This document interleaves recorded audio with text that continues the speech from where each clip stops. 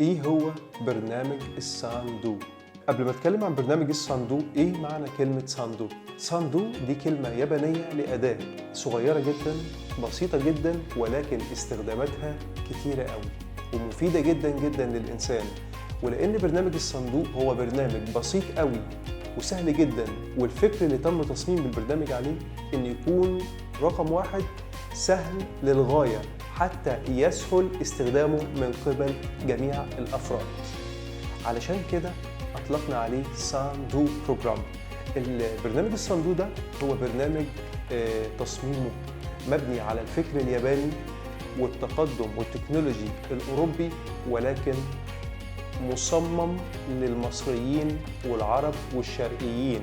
يعني تم تصميم البرنامج إن هو يتناسب معهم من الناحية المادية والاجتماعية والاقتصادية والنفسية وعدوا إلى آخر العوامل.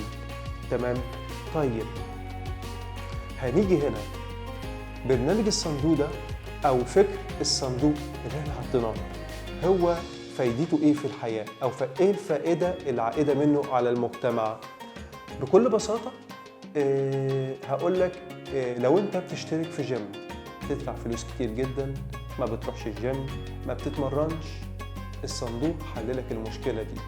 لأن الصندوق هيديك تمارين وهيديك معلومات غذائية، مش برنامج غذائي، معلومات غذائية تقدر تشتغل انت عليها لوحدك علشان توصل للتارجت اللي انت محتاجه.